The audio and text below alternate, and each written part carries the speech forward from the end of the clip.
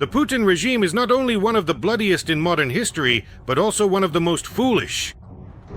The Russian Führer managed to sacrifice hundreds of thousands of Russians and failed to achieve a single goal. Moreover, he only made things worse. Putin accomplished what seemed impossible. He turned Kharkiv, the most Russian-speaking and Russia-friendly city in Ukraine, into a stronghold of Russophobia and a symbol of the Ukrainian people's struggle for independence. Missiles arrive faster than the air raid sirens sound. The city is without power, partially destroyed but alive and undefeated. Kharkiv residents work, Kharkiv residents live. For the past 100 years, Kharkiv has been very close to Russia, both geographically and culturally. Throughout the entire history of Ukraine's independence, people there consistently voted for pro-Russian political forces and even elected the most notorious figures, simply because they supported friendship between nations. Misha, we're rewriting everything. Your face looks boring. No one will give you any money like that. But then, Putin had an imperial stroke in his head, and with all the KGB-driven fanaticism, he rushed to reclaim what he considered originally Russian lands. Well, originally from the perspective of an imperial fascist worldview. He annexed Crimea, started a bloodbath in Donbass, and tried to repeat all that horror in Kharkiv. For those who don't know, that very Motorola first appeared in Kharkiv. An appeal from the peoples of Kharkiv region to Russia, and personally to Putin, as well as from the defenders of the city of Kharkiv. An appeal and response from the city of Kharkiv. At that time, hundreds of Russians, posing as local tractor drivers, arrived and tried to seize the city administration building. But the people of Kharkiv had a different opinion. The local residents met the newcomers harshly, and the DNR in Kharkiv failed spectacularly. Moreover, it was in Kharkiv that the famous hit about the dictator first appeared. Putin!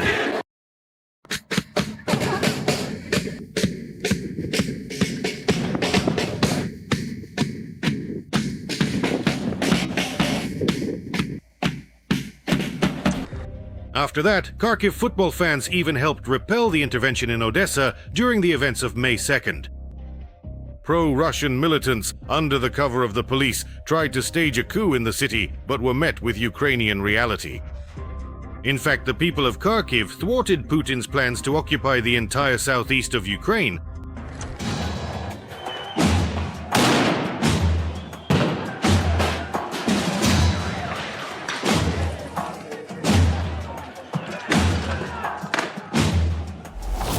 One can only imagine how surprised they must have been in the Kremlin, because in their fevered minds, Kharkiv is a Russian city, inhabited exclusively by Russians who sleep with loaves of bread under their pillows, just in case. They need to welcome Russian soldiers at any moment. That's what happens when you start believing your own propaganda. But it takes a long time for the thick-headed to catch on, and Moscow tried once again to capture Kharkiv in 2022. Again, hoping for a warm welcome. But the welcome was not just warm, it was fiery. Tigers burned just like in '43, but there was a nuance. They decided to go through with it, but didn't bother to change the plan. The troops were tasked with meeting up with the pro-Russian militia, which no longer existed.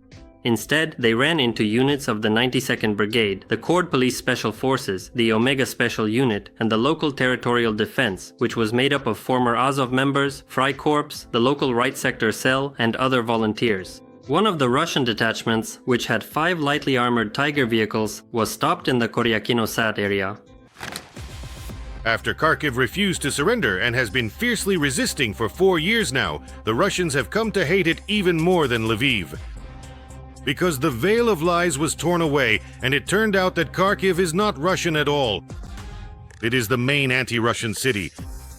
Now, out of helplessness, resentment, and stupidity, propaganda openly demands to wipe Kharkiv, until recently considered an originally Russian city, off the face of the earth.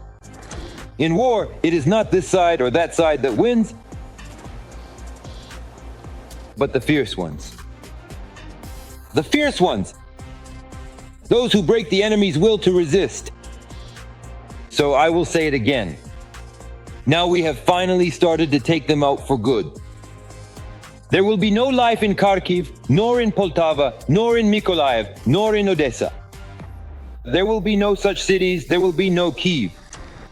If Russians read at least a little or took any interest in history, instead of getting their knowledge from Solovyov's garbage dumps, they would know that Kharkiv was never a Russian city. It was founded by Ukrainians, built by Ukrainians, and now it is being defended by Ukrainians. Ukrainian troops have liberated more than 300 settlements in the Kharkiv region in a week of counteroffensive, said Ukraine's Deputy Minister of Defense Hanna Maliar. According to her, this amounts to almost 4,000 square kilometers.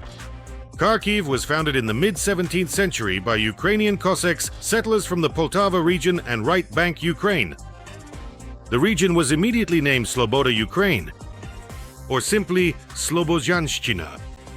Ukrainians fled Polish oppression to these sparsely populated, undeveloped lands and turned them not only into flourishing cities, but also into a center of Ukrainian science and culture. I simply couldn't not come here and tell you about this city because it's clearly one of those places where, as I've always said, I would feel comfortable living. Already in the 1650s to 1670s, there were Cossack regiments in Slobozhanshchina, the Kharkiv Regiment, the Izium, Ostrogozhsk, Akhturka, and Sumy regiments. A regiment was not just a military unit. At that time, a regiment was a territorial administrative unit. They had their own self-government, elected authorities, and courts. In Russia, they've still never heard of anything like that.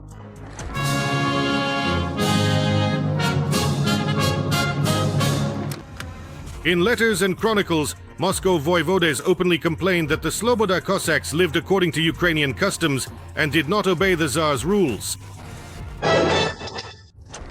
Slobozhanshchina, with Kharkiv as its center, was in fact a Ukrainian autonomy within the Moscow state. Even during the repressive reforms of Peter the Great, when Cossack self-government began to be abolished, the local population continued to consider themselves Ukrainians or Cherkasy. If someone had called them Russians, they might have gotten a pitchfork blow below the waterline. Even back then, the people of Kharkiv knew very well that the Tsar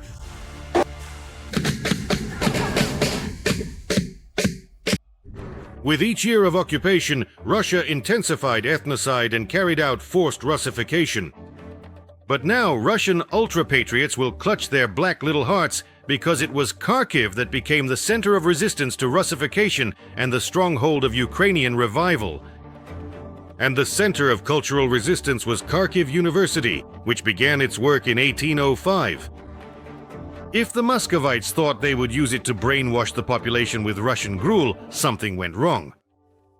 Its professors and students organized the Kharkiv School of Romantics, which brought together writers, ethnographers, and historians. They essentially shaped the Ukrainian literary and national idea. Among them were Grigory Kvitka Osnovianenko, Mykola Kostomarov, and Panteleimon Kulish, who wrote and published the first Ukrainian grammar and the first Ukrainian language primer. It was published in his printing house. In one of his letters, Panteleimon Kulish wrote to the printing house that it should be produced inexpensively, so that it would be accessible to a large number of people. 5,000 copies were printed. In the second half of the 19th century, during the total ban on the Ukrainian language and culture, an underground resistance movement operated in Kharkiv. Ukrainian books were secretly published and children were secretly educated. And in the 20th century, a true Ukrainian revolution began.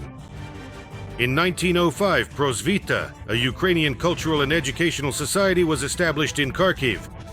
At the same time, Ukrainian political parties emerged. The Revolutionary Ukrainian Party and the Ukrainian Social Democrats. And now, both the ultra-patriots and the imperialists will have to clutch their hearts once again, because it was in Kharkiv, even before the First World War, that Ukrainian high school students began using the slogan, "Glory to Ukraine." Glory to Ukraine! Glory to the brave and heroic heroes! In the summer of 1917, the Ukrainian blue and yellow flag was raised over the Kharkiv City Council. But unfortunately, already in December 1917, Kharkiv was occupied by the Bolsheviks and declared the capital of Soviet Ukraine. Why do you think the occupiers chose Kharkiv as the capital of Ukraine? Because in their view, Kharkiv was a Ukrainian city. They didn't control Kyiv, so they chose the second largest Ukrainian center after Kyiv. The October Revolution, the Civil War, and the creation of the Soviet Union radically changed the life of Kharkiv. From a large but provincial city, it turned into the capital of Ukraine. The city literally spoke Ukrainian. Signs, books, theater, cinema, everything was Ukrainian. But then, after the war, the Bolsheviks recovered and organized repressions, the Holodomor and the Gulag. As a result, Kharkiv was Russified and partially populated by people from the swamps who saw electric lights and running water for the first time in Kharkiv. People truly love you, and they're waiting for you with open arms. I want to do things for you, even... I can do anything for you. I can even sing songs for you. Your eyes. But even under total Russian pressure, Kharkiv and its people preserved their Ukrainian identity and proved it during the Russian aggression. Ukrainian Kharkiv will definitely endure and outlast yet another collapse of the pseudo-empire. I would like to remind you that this video is created for entertainment purposes and contains elements of satire and irony. All facts and events are presented in a hyperbolized or exaggerated form to convey a comedic or dramatic effect. Our goal is not to mislead, but to highlight humor. Please take it with a smile.